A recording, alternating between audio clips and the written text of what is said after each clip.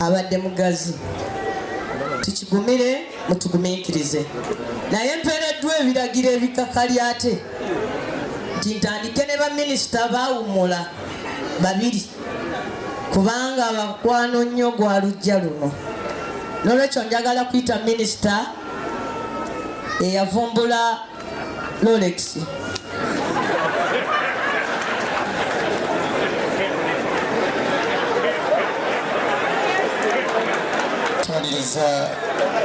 Vice Chairman when I'm in Buganda. So Minister Kiwanda. Honorable Kiwanda Alabisiiza Hon.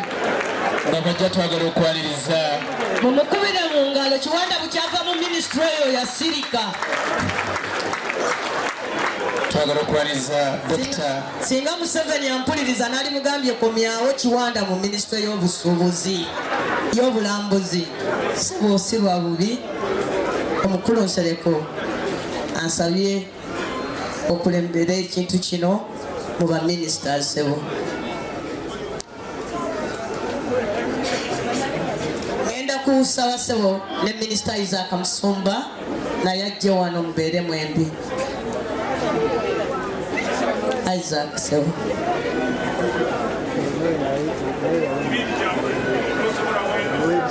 Honorable Mpindi akiikirira abantu abaliko obulemu naye atuuse. Honorable tusanyusa okulaba.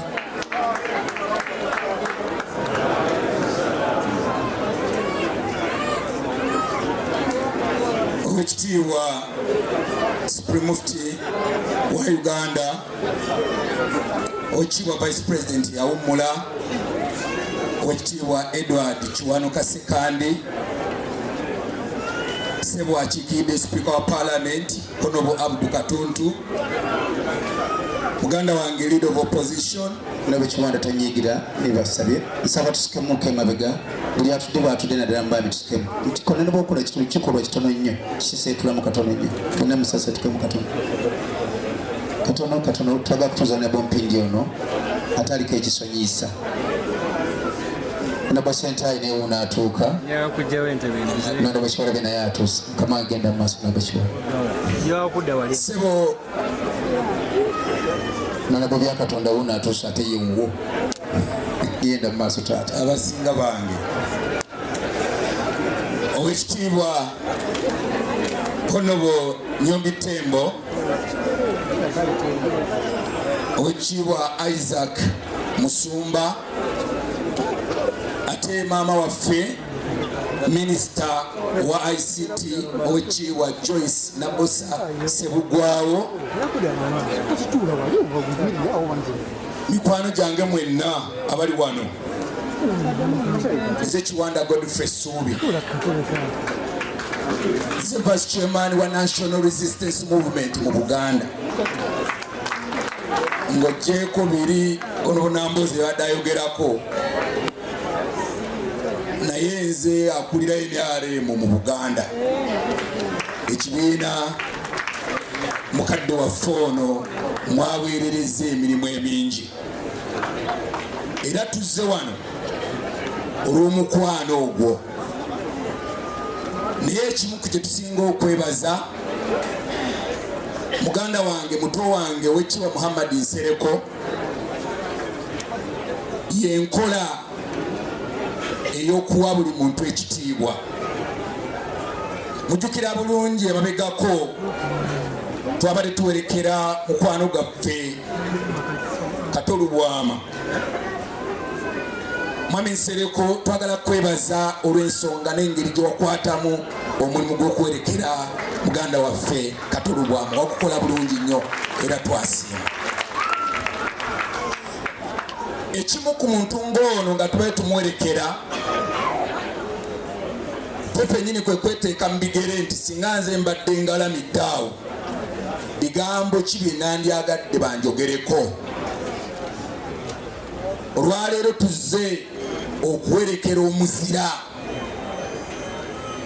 Hajji Abdul Nsereko muzira wa Uganda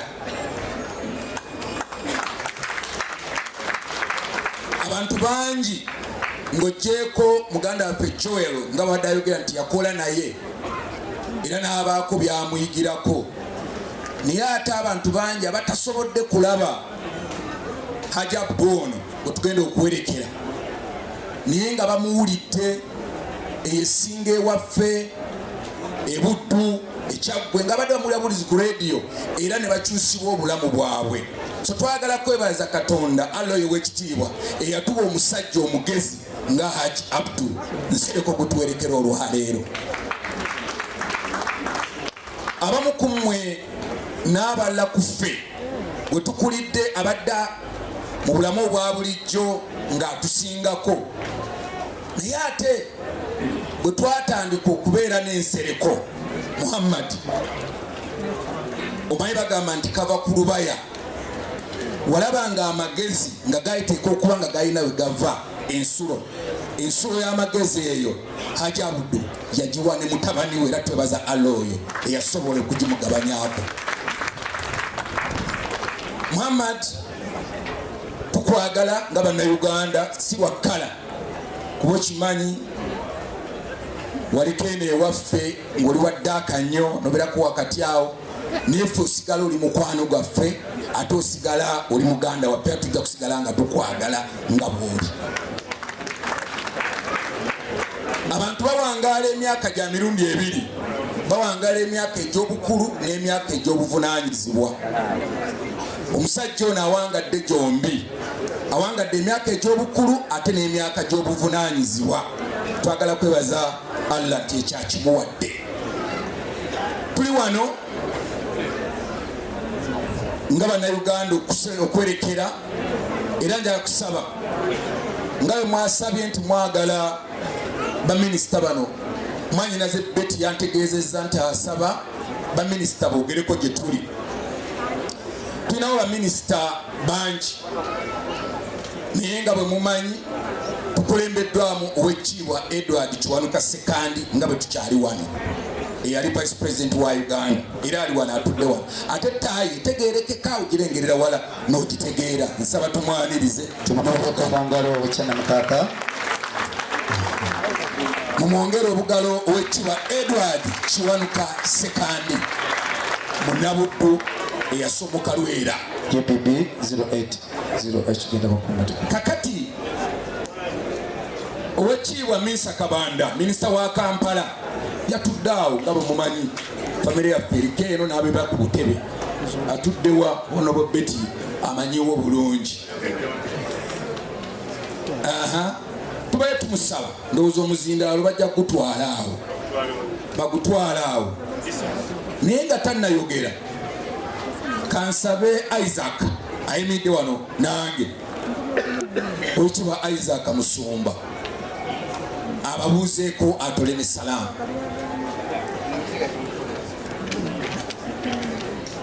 Abakulu mwenna omuli wano ab'ebitiibwa, waliwo ab'ebitiibwa mu ddiini, waliwo ab'ebitiibwa mu bukulembeze obwa gavumenti, waliwo ab'ebitiibwa ab'obululu MPs n'abalala. Basebo ne bannyabo mwenna munsaasire, protocol njirabidde awo. Assalamu alaikum wa rahmatullahi wa barakatuh.